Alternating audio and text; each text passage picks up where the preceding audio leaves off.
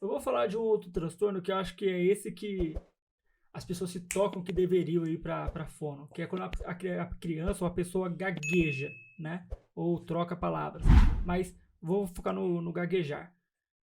Quando é que, assim, quando é não, mas quais são as intervenções que se faz com a criança ou uma pessoa que costuma gaguejar? Qual Uhum. qual que é o tratamento? Qual que são as Como que intervenções? funciona a terapia, Isso, né, pra exato. pessoa que Eu gagueja. sou muito curioso nisso, porque eu não sei. Aham. A gagueira, primeiro assim, que ó, A ga- falou em gagueira. Aí, ó, essa é. Mais Ó, isso aí uma. passa, hein? Isso aí passa, cuidado. Existem as disfluências gagas e existem as disfluências não gagas. Todos nós apresentamos disfluências em algum momento na nossa vida, como agora, Sim, como né? agora. Tem um número de disfluências que são aceitáveis também. Então, a pessoa, né, vai chegar e ela vai passar por uma avaliação, ver que tipo de disfluência que ela tem, porque a gagueira é uma disfluência, ver que tipo de disfluência que ela tem. E ver se o número, né? Aí a gente faz a conta e vê se o número de disfluências que ela tem indica que é uma gagueira. No atendimento das crianças que gaguejam, a gente precisa conscientizar aquela criança. Então, primeiro a gente vai dar noção das disfluências que ela tem e vai dar o modelo. Criança, tudo é modelo. Então, a gente vai trabalhar muito com o modelo de fala correto.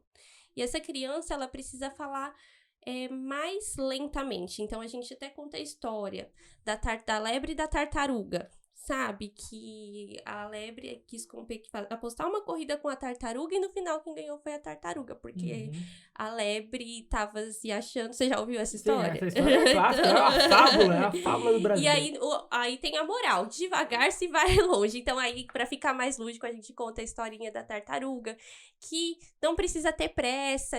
Então, falar devagar é necessário para que as pessoas entendam o que a gente fala. Então, é bem focado nisso, nessa conscientização da criança e no modelo de fala correto. Eu acho que já deu pra perceber que eu sou uma pessoa que fala rápido, né? Perfeito, já tá claro.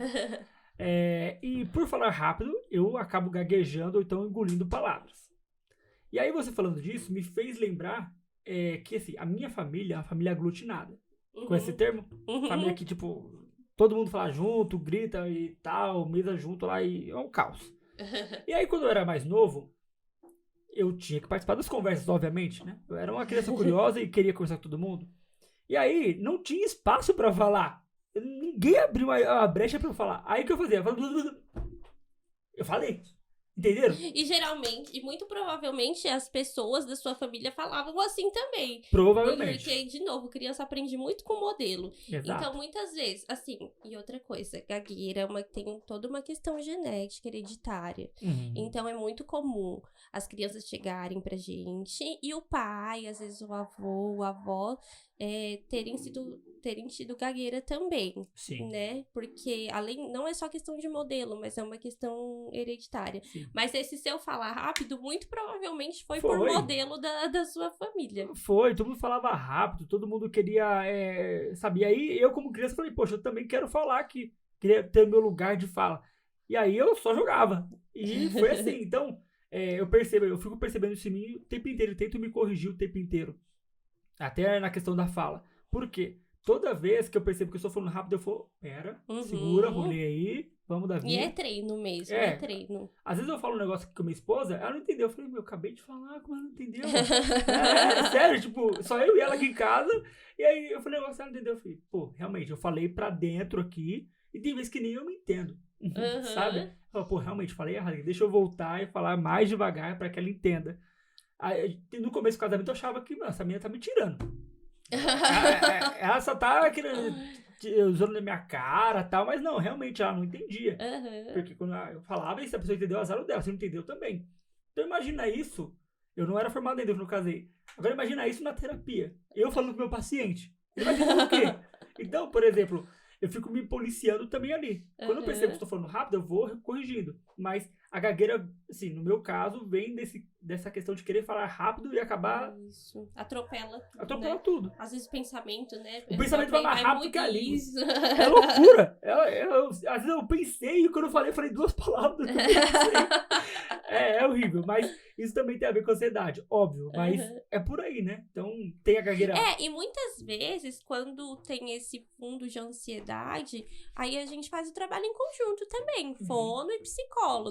Sim, eu já tive muitos Né? casos assim, que a fono tava atendendo, ó, Davi, essa criança aqui é ansioso, vai passar com você. Eu falei, demorou, vambora, né? E aí, flui muito bem, nossa. Eu peguei um paciente que aí eu me vi nele na infância. E nesse caso que eu te contei. Eu falei, olha, eu falei pra ele, ele tinha o quê? 8 anos. Eu falei, olha, eu vou fazer igualzinho você. Vamos conversar sobre isso? Olha, eu falo um pouquinho mais devagar agora. Vamos falar sobre e tal. Ó, você quer falar? Então, levanta a mão lá na sua casa. Era igualzinho, sério. Eu me vi nele. Eu falei, meu, eu vou ajudar essa criança, pelo amor de Deus, coitada dela. Teve uma empatia. Aí eu chamei os pais, falei, olha, e os pais eram nordestinos, sei lá. Acho que eram. E aí, nordestino falava pra caramba. A minha mãe era nordestina e meu pai era descendente italiano. Então, imagina o caos na casa, entendeu? Então, eu falei, olha, pais, vamos falar mais devagar, tal. Ele também quer falar. Deixa ele falar também na mesa de jantar, falando com... Óbvio, tem conversa que ele não vai entrar, porque é de adulto, mas outra você deixa entrar. E é isso mesmo. O trabalho com a gagueira é muito orientação pra família também. Muito mesmo. Falando de transtorno, me explica, por favor, o que é o transtorno fonológico. Tá. Vamos lá. O transtorno fonológico nada mais é que a troca de sons na fala. Isso sem um fundo de comprometimento motor, né? Certo. Porque nem da parte central, nem da parte muscular. Sim. Né? Então, quando a criança com transtorno fonológico entra em intervenção, ela responde muito rápido ao tratamento, porque a gente vai dar mais pistas para ela, então, mais pista auditiva, mais pista visual de ponto articulatório, porque os fonemas, eles se diferenciam, os sons da fala, eles se diferenciam em ponto articulatório.